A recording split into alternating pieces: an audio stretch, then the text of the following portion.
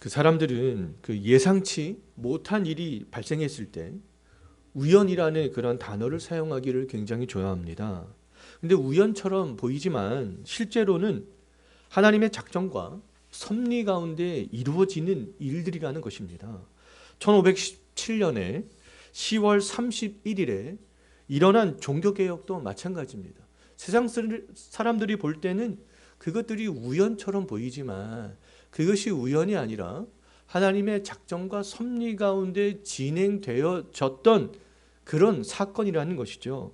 루터는 그런데 처음부터 종교개혁을 일으킬 의도를 가지고 비텐베르크 성당 정문에 95개조 반박문을 게시한 것이 아니었습니다. 그러니까 그런 것들을 볼 때 좀 우연처럼 보이기도 해요. 하지만 그것이 우연이 아니라는 거잖아요. 루터가 처음부터 종교개혁을 의도했다면 95개조 반박문을 많은 독일 사람들이 알아볼 수 있도록 아마 독일어로 그렇게 게시를 했을 것입니다. 그런데 루터는요, 라틴어를 읽을 수 있는 사람들이 굉장히 극소수였지만 95개조 반박문을요, 독일어가 아닌 라틴어로 그렇게 기록했습니다. 그러니까 대다수의 그런 시민들은 그것들을 봐도 무슨 말인지 알 수가 없었어요. 루터가 라틴어로 95개조 반박문을 게시한 것을 볼 때에 이 종교개혁이라는 그런 원대한 어떤 그림을 그리면서 95개조 반박문을 붙인 것이 아니라는 것들을 우리는 잘 알 수가 있습니다. 비텐베르크 성당 정문에는요, 그 당시에는 누구라도 자신의 의견을 자유롭게 그렇게 게시를 할 수가 있었어요. 루터가 자신의 의견을 라틴어로 비텐베르크 성당 정문에 게시한 것은요, 어쩌면 그 다른 교수들이나 다른 성직자들과 좀 토론을 하고 싶었던 마음으로 95개조 반박문을 처음에는 붙였던 것 같습니다. 근데 이 루터의 처음 의도와는 다르게 95개조 반박문은요, 16세기 그 독일을 넘어서 유럽 전역을 휩쓴 그런 커다란 광풍으로 변하게 되었잖아요. 루터가 게시한 95개조의 반박문을 시작으로 500년이 지난 지금까지 교회가 이렇게 세계 전역으로 세워지고 있는 것은 우연이겠습니까? 우연이 아니겠습니까? 우연이 아니라는 거예요. 하나님이 성경적인 그런 바른 교회를 세우기 위해서 이 루터를 통해서 종교개혁이라는 그런 큰 그림을 실행하셨던 것입니다. 바른 교회를 위한 이 종교개혁은 지금으로부터 약 500년 전에만 근데 있었던 일이 아니었어요. 구약시대에도 이 종교개혁, 교회의 개혁, 신앙의 개혁은 있었습니다. 남유다의 요시야 왕 때였는데요. 요시야 왕은요, 이 다윗과 비교될 만큼 아주 신앙적으로 굉장히 위대한 왕이었습니다. 요시야는 아버지 그 아몬이 왕이 된 지 2년 만에 죽자 불과 8살에 왕이 올랐어요. 요시야는 루터가 그 바른 신앙을 고시하면서 정말 고민하면서 95개조 반박문을 비텐베르크 성당문에 붙였듯이 정말 루터가 바른 신앙이 뭔가, 지금 이렇게 상황이 독일에서 벌어지는 것들을 보면 그것은 말씀에서 많이 떠나 있는데, 그것은 바른 신앙이 아닌데, 그것들을 루터가 고민하면서 95개조 반박문을 비텐베르크 성당에 붙였지 않았겠어요? 그와 마찬가지로 이 요시야도요, 어릴 적부터 바른 신앙에 대한 고민이 항상 있었어요. 바른 신앙에 대한 고민이 있었는데 그 바른 신앙에 대해서 무엇인지 근데 정확하게는 알지 못했었습니다. 근데 역대하 34장을 보게 되면 그래도 요시야는요, 16세 되던 해에 다윗이 섬겼던 하나님을 섬기기 시작했다, 이렇게 말씀을 하고 있어요. 그럼 요시야가 다윗이 섬겼던 하나님을 섬겼다는 것은 하나님을 향한 그런 바른 믿음이 16세 때에 조금씩 생겨나기 시작했다라고 볼 수 있겠죠. 예? 지금 중학교 3학년인가요? 16세면 그 나이 때부터 요시야는 하나님을 향한 바른 믿음을 갖기 시작했습니다. 20세 되던 해에는요, 그래서 우상을 제거하는 일들을 단행하기 시작합니다. 또 26세 되던 해에는요, 비로소 대대적인 이 종교개혁, 교회 개혁을 단행하는 일들을 하게 되는 것들을 볼 수 있어요. 16세기 종교개혁이 루터가 비텐베르크 성당문에 95교조 반박문을 게시하면서 시작이 되었듯이 요시아의 개혁도 비슷합니다. 개혁은요, 아주 작은 것에서부터 그렇게 시작이 된다는 거예요. 개혁, 종교개혁이 큰 것에서부터 시작이 되지 않았잖아요. 의도하지 않았지만. 95교조 반박문을 게시하면서부터 종교개혁이 시작하였듯이 요시아의 개혁도 비슷하다는 거죠. 그래서 개혁은 아주 작은 것에서부터 그렇게 시작이 됩니다. 우리가 오늘 본문을 읽었던 8절 한번 보십시오. 성전을 수리하던 중에 있었어요. 근데 성전을 수리하다가 대제사장 hilki야가 무엇을 발견하게 됩니까? 율법책을 발견하게 됩니다. 율법책은 하나님의 말씀이 적혀있는 그런 책이잖아요. 하나님은 이스라엘 백성들에게 분명히 하나님이 명하는 말씀을 마음에 새겨라 이렇게 말씀하셨습니다. 또 자녀들에게도 부지런히 가르치라 이렇게 말씀하셨잖아요. 또 말씀을 손목에 메고 미간에 붙일 뿐만 아니라 집 문설주와 바깥문에도 기록할 것을 명령하셨어요. 신명기 6장을 보면 우리가 잘 알 수 있습니다. 근데 이러한 하나님의 명령이요, 이스라엘 백성들이 가나안에 정착하고 또 다윗과 솔로몬을 비롯하여서 어느 시기까지는 그러한 명령이 그래도 잘 지켜져 왔어요. 그런데 시간이 흘러서 여러 왕들이 바뀌면서 하나님의 율법책은 오랫동안 성전에 방치되어 있었던 것입니다. 그 누구도, 그 어떤 왕도 하나님의 말씀에 그 오랫동안 관심을 갖지 않았던 것이죠. 오랜 시간 동안 율법책이 그래서 방치가 되어져 있었던 것입니다. 하나님의 말씀 없이 습관대로, 그러면 그들이 그렇게 신앙생활을 할 수밖에 없었잖아요. 자기 소견에 옳은 대로 신앙생활을 할 수밖에 없었습니다. 마치 이 중세 천년을 지배했던 이 로마 카톨릭이 성경과는 벗어나서 자기들 멋대로 자기의 소견대로 신앙생활을 했던 것과 비슷한 양상이 지금 유다에서도 수백 년 동안 나타나고 있었다는 거예요. 왜요? 말씀에서 벗어났기 때문에. 그러던 어느 날에 이제 하나님의 율법책이 어릴 때부터 하나님과 바른 신앙에 대해서 관심이 많았던 요시야 때에 발견이 되어지게 되는 것입니다. 이것은 우연이 아니라는 거예요. 하나님은 요시야 왕 때의 성전에서 율법책을 발견되게 하심으로 요시야를 통해서 이제 남유다의 대대적인 종교개혁을 단행하게 하셨던 것이죠. 성전을 수리하던 목수와 건축자와 미장이들은 성전을 수리하다 보니까 뭐 자기가 지금까지 보지 못한 그런 율법책을 발견하게 된 것이 아니겠어요? 근데 그 사람들은 이 율법책을 보면서 이거는 뭔가 있는 책이다.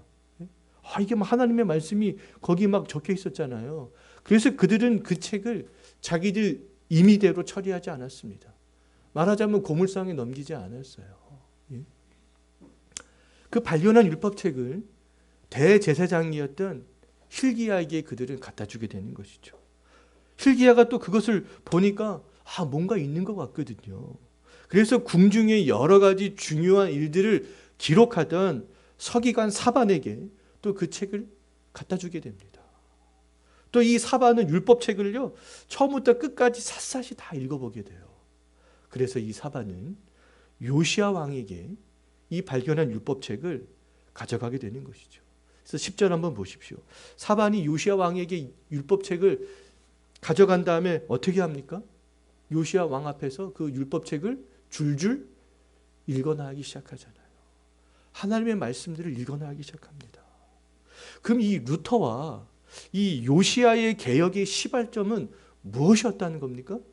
하나님의 말씀이었다는 거예요. 하나님의 말씀. 말씀을 듣다 보니, 읽다 보니, 묵상하다 보니 지금 많은 사람들이 지금 내가 신앙생활하는 방식이 말씀에서 벗어나 있구나. 그것을 발견하게 되었던 것이죠. 하나님은 다수의 사람들을 통하여서 하나님의 계획을 이루어 가시는 것이 아니라는 것을 알 수 있습니다. 그럼 하나님은 말씀에 사로잡힌 사람들을 통하여서 하나님의 계획들을 이루어 가시는 분이라는 거예요. 하나님은 하나님의 말씀을 신실하게 지켰던 그 소수의 사람들, 노아, 아브라함, 야곱, 모세, 또 몇몇 선한 사사들, 또 선했던 선지자들, 또 몇몇 선했던 왕들, 또 예수님의 제자들, 사도 바울, 루터 등을 비롯한 종교개혁자들, 그들을 통하여서 하나님의 계획들을 이루어 가신다는 거죠. 오늘날에도 하나님은 하나님의 계획을 이루어 갈 사람들을 찾고 있겠어요? 찾고 있지 않겠습니까? 찾고 있는 것이죠.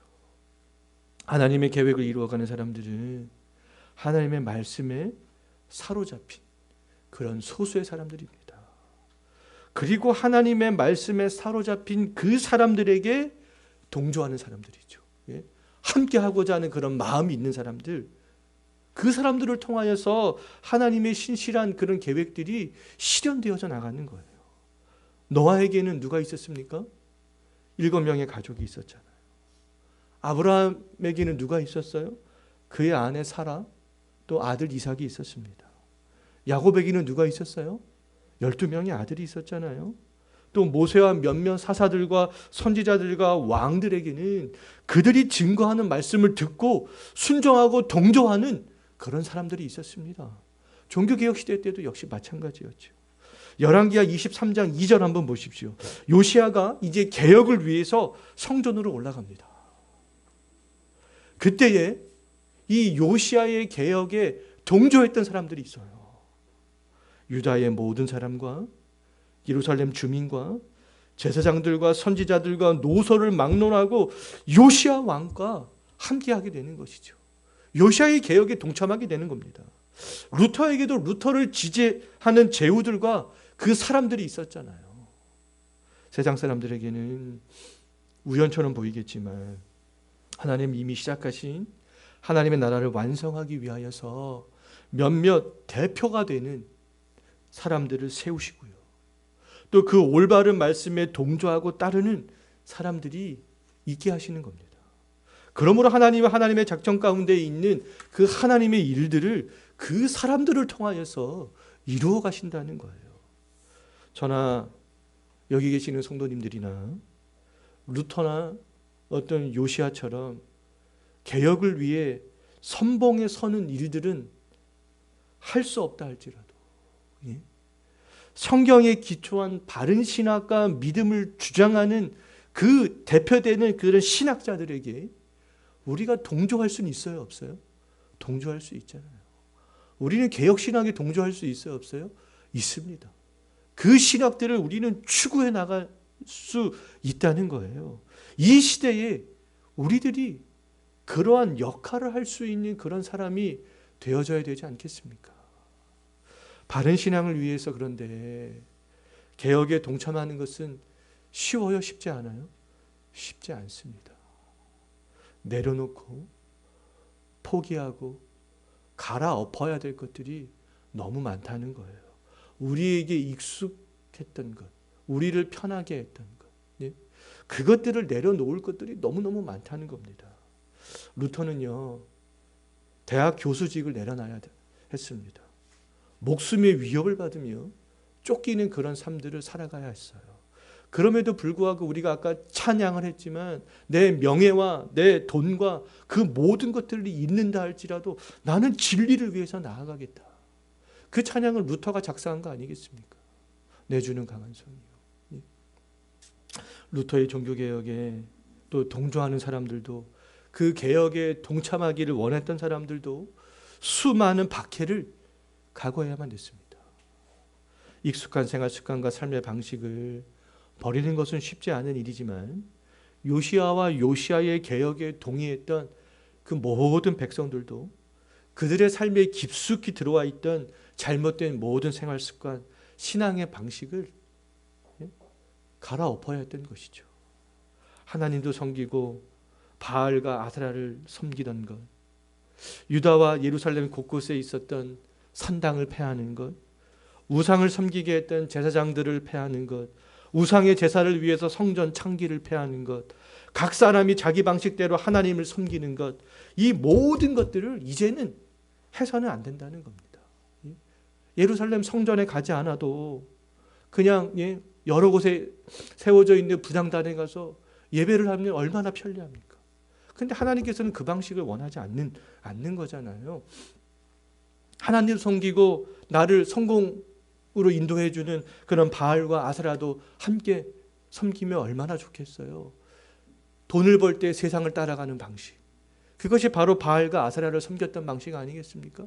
주일에는 교회 와서 예배하고 밖에서 삶을 살아갈 때 돈을 벌 때에는 세상의 방식으로 그렇게 벌고 그러면 얼마나 좋겠어요. 그런데 그 모든 것들을 이제 다 버려야 됐다는 겁니다. 모든 것들을 다. 나와 친밀한 관계를 맺고 있었던 제사장들, 근데 그 사람들이 산당도에 관리하는 제사장이었는데 그들과의 관계를 끊어야 했습니다. 그 얼마나 어려운 일이겠어요. 근데 그렇게 했다는 거잖아요. 개혁은 그런 것이라는 거잖아요. 오늘날에도 많은 사람들은 교회가 개혁되어져야 된다, 이렇게 말을 합니다. 근데 이 교회가 개혁되는 것은 우리의 잘못된 그런 신앙의 방식이, 교회를 어떠한 이끌어가는 방식이 개혁되어져야 된다는 말이 아니겠어요? 잘못된 신앙의 방식을 개혁하고 잘못된 예배의 방식을 말씀에 비추어 개혁하는 겁니다. 우리의 생각과 우리의 감정에 비추어 개혁하는 것이 아니라 말씀에 비추어 개혁할 수 있어야 되는 것이죠. 올바른 개혁이 되기 위해서는 나에게 좋은 것이 아니라 하나님이 보시기에 좋은 것이 무엇인지를 생각할 수 있어야 됩니다.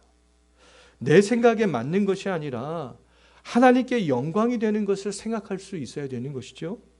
그러한 것이 될 때 참된 개혁을 이룰 수 있다는 거예요. 개혁은 그러면 말로 하는 것이 아니라 삶으로 하는 겁니다. 변화된 삶으로 보여지는 거예요. 합당한 삶으로 보여지는 겁니다. 루터의 종교개혁에 동참했던 사람들은 이전과는 다른 삶들을 살아가야 했어요. 요시아의 종교개혁에 동참했던 사람들도 마찬가지였습니다.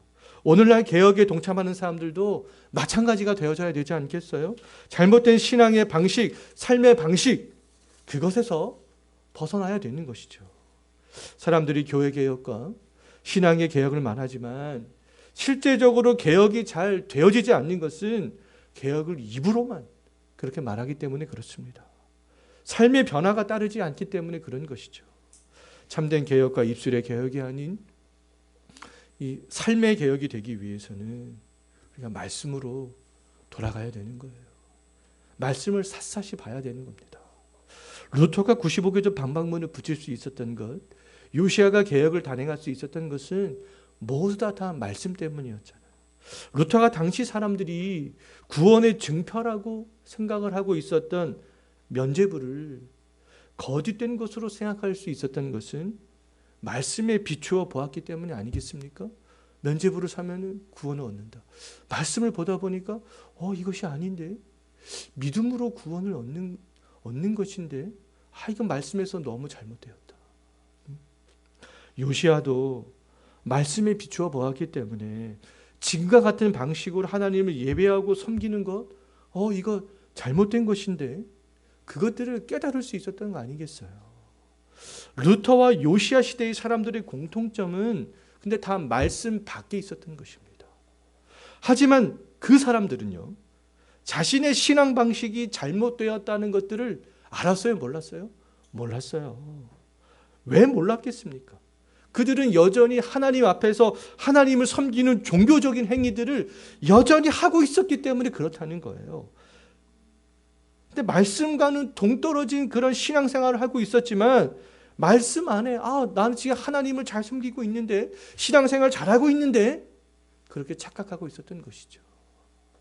오늘날 현대 교인들도 가만히 잘 생각을 해볼 필요가 있습니다. 교회에 출석하고 많은 종교적인 행위를 하는 것을 보면서 나 하나님 잘 섬기고 있지, 나 말씀 안에 있지, 이렇게 착각할 수 있다는 거예요. 지금까지 신앙생활 해온 방식에 대해서 전혀 문제의식을 갖지 못할 수 있습니다. 나 지금 내가 이렇게 신앙생활을 잘하고 있는데 문제의식 갖지 못할 수 있어요. 개혁의 필요성 느끼지 못할 수 있습니다. 교회의 잘못된 점들 발견하지 못할 수 있어요. 왜요? 종교생활 내가 하고 있기 때문에. 루터 당시 교황을 비롯한 성직자들은 성적으로 굉장히 타락해 있었습니다. 물질 중심의 사역들을 하고 있었어요. 성직을 돈을 주고 매매하는 일들이 비일비재하게 일어났습니다. 일반 성도들도 미신에 빠져 있었어요. 성호를 긋는 행위가 악마로부터 보호해준다는 그런 것들을 믿었고요. 나무로 만든 십자가 자체에 무슨 능력이 있는 것처럼 그렇게 생각했습니다. 면죄부를 사면 구원 얻는 것으로 그렇게 생각을 하고 있었잖아요. 그럼에도 그들은 자신들이 잘못된 신앙생활을 하고 있는 것으로 생각하지 않고 있었다는 거예요. 전혀 그렇게 생각하지 않았습니다. 신앙생활을 아주 잘하는 것으로 그렇게 생각을 하고 있었다는 거예요. 그래서 어떻게 하면 내가 면죄부를 살 수 있을까? 내 아버지 것, 내 할머니 것, 내 할아버지 것, 우리 아들 것, 내가 어떻게 하면 살 수 있을까? 최선을 다해서 그들은 돈을 벌었습니다. 무엇하기 위해서요? 면죄부 사기 위해서. 그런데도 그들은 잘못된 신앙생활을 하고 있는지 알지 못했어요. 잘못된 신앙의 바탕 위에 있으니까 삶의 방향성이 엉뚱하게 그런 데 가 있는 거 아니겠어요? 요시야 시대에도 사람들은 산당에 가서 분향하고 아세라 바알과 이럴 성신을 섬기면서도 하나님을 잘 믿고 있는 것으로 그렇게 생각을 했습니다. 그들의 신앙의 방향성을 우상을 섬기는 데 있었으면서도 하나님을 섬기는 것으로 착각을 하고 있었다는 거예요. 오늘날 많은 그리스도인들도 입술로는 하나님을 말하지만 내면 깊은 곳에 있는 신앙의 방향성은 물질이나 성공에 집중되어져 있잖아요. 우리가 지금 함께 읽고 있는 팀 켈러의 그 책을 봐도 너무 그 적나라하게 잘 이야기를 하고 있잖아요. 물질이 많고 성공하고 번영하면 하나님이 축복해 주신 것으로 그렇게 생각을 합니다. 예배도 하나님의 영광을 위해서 신령과 진정으로 그 준비하면서 이 예배의 자리에 나오고 이 예배에 하나님께 드리려고 하기보다는 예배의 중심을 어떠한 목사의 설교로 생각하고요. 설교 잘하는 목사를 찾아다니는 그런 성도들이 점점 많아지는 가운데 있잖아요. 설교 쇼핑을 하러 다니는 그런 사람들이 점점 많아지는 가운데 있습니다. 내가 정말 어떻게 하면 신령과 진정으로 내가 이 예배를 하나님께 드릴까? 거기에 대해서는 관심도 없죠. 많은 교인들이 오늘날에 교회를 결정하는 첫 번째 순위가 어디에 있습니까? 먼저 건물 있는 교회를 먼저 찾습니다. 내가 교회를 이사를 하거나 뭐 사정이 생겨서 옮겨야 될 그런 이유가 있다면 그 첫 번째 순위는 항상 다 건물 있는 교회예요. 신앙생활 할 때도 하나님을 아는 것보다 어떠한 나의 감정의 위로, 나의 만족을 먼저 생각하는 그런 시대 가운데 있잖아요. 예수님을 닮아가려는 그리스도인들이 되려고 하기보다는 내가 종교인으로서 그렇게 살아가려는 그런 마음들이 더 큰 시대 가운데 살아가는 가운데 있습니다. 말씀으로 이 시대를 보려고 하지 않고 세상적인 시각으로 거꾸로 이 말씀을 오히려 해석하려고 하는 그런 시대 가운데 우리가 살아가고 있잖아요. 때문에 종교다원주의를 적극적으로 지지하는 교단들이, 교회들이 점점 더 증가하는 가운데 있습니다. 정말 동성애가 죄가 아니라고 말하는 사람들이 점점 더 많아지는 가운데 있잖아요. 여성에게 목사 안수를 주지 않는 것을 우리들처럼 창조 원리로 생각하지 않고 그 당시에 문화적인 것으로 생각하기 때문에 여성에게 목사 안수를 주지 않는 우리처럼 보수적인 그런 교단을 향해서 성차별, 남녀차별이라고 그렇게 비하하면서 공격하는 사람들이 점점 많아지는 가운데 있습니다. 자, 종교적인 양심을 지키려는 사람들을 점점 더 꼰대 취급하는 그런 세상이 되어져 가는 가운데 있잖아요. 루터가 그런데 그러했던 것처럼, 요시야가 그러했던 것처럼 우리들도 습관적인 신앙의 방식을 버리고 진정으로 말씀으로 돌아가야 되지 않겠어요?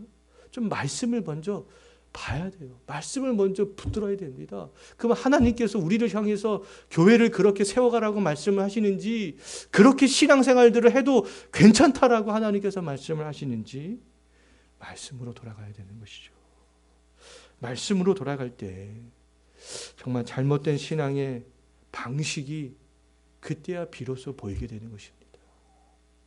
그뿐만 아니라 바른 신앙생활을 그때야 비로소 회복할 수 있게 되는 것이죠.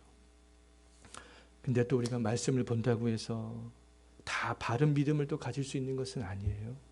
말씀을 볼 때 중요한 것은 그 말씀들을 내 생각 가운데 걸러서 보는 것이 아니라 있는 그대로 하나님의 말씀을 있는 그대로 믿는 겁니다. 중세 때 많은 성직자들, 대학 교수들 말씀 봤어요? 안 봤어요? 그들 뭐 말씀 봤겠죠. 오늘날에도 진보적이고 자유주의 신학을 하는 사람들 말씀을 봐요? 안 봐요? 말씀 봅니다. 이단들 말씀 봅니까? 안 봅니까? 말씀 봐요. 이단들은 우리보다 말씀을 더 많이 봅니다. 대다수의 그리스도인들도 말씀 가까이 하잖아요. 그럼에도 불구하고 교회와 우리의 신앙이 개혁되지 않는 것은 하나님의 말씀을 있는 그대로 보지 않고 믿지 않기 때문에 그렇습니다. 자신의 생각을 가지고 재해석하죠. 하나님의 말씀을 난도질하죠. 그렇기 때문에 그래요. 머리로는 하나님의 말씀을 믿지만 전인격적으로는 하나님의 말씀을 믿지 않기 때문에 그렇습니다. 하나님의 말씀을 정말 생명의 말씀으로 믿지 않기 때문에 그렇습니다. 요시야는 사반이 성전에서 발견한 율법책을 읽을 때에 그 말씀을 살아있는 하나님의 말씀으로 믿었던 거죠. 때문에 요시야는 하나님의 말씀을 기초로 해서 대대적인 종교개혁과 신앙의 개혁들을 할 수 있었던 거예요. 오늘날에도 개혁은 필요하잖아요. 개혁의 첫 번째 출발은 하나님의 말씀을 온전히 믿을 때입니다. 하나님의 말씀을 온전히 믿을 때 말씀을 토대로 하여서 삶의 개혁이 그때야 비로소 일어날 수 있다는 거예요. 하나님의 말씀을 믿을 때 어떤 희생의 대가가 있다 할지라도 행동으로 옮길 수 있어야 되지 않겠습니까? 하기 싫은 것 할 수 있어야 되지 않겠어요? 재미없어도 할 수 있어야 되지 않겠어요? 피곤해도 할 수 있어야 되지 않겠어요? 손해가 와도 할 수 있어야 되지 않겠어요?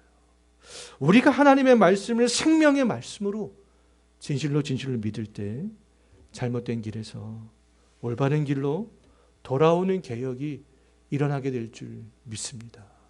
자, 말씀을 한번 정리하겠습니다. 하나님의 은혜가 우리에게 없는 이유, 하나님의 복이 우리에게 없는 이유, 신앙생활의 열매가 없는 이유는 개혁되어야 할 부분들이 개혁되어지지 않기 때문에 그렇습니다. 개혁은 거대하고 근데 큰 것에서부터 시작되는 것이 아니잖아요. 하나님의 말씀을 발견하는 것에서부터 시작됩니다. 하나님의 참된 말씀이 지지하고 동조할 때 또 개혁은 가능한 거예요. 혼자 할 수 없습니다. 함께 지지하고 함께 동조하고 함께 세워가고자 하는 그런 사람들이 있어야 되는 것이죠. 개혁을 위해서는 또 잘못된 모든 것들을 끊어내야 되는 겁니다. 종교개혁주의를 맞이하여서 우리들도 다시 한번 하나님의 말씀으로 돌아가 개혁된 삶을 살아갈 수 있게 되기를 소망합니다. 기도하겠습니다.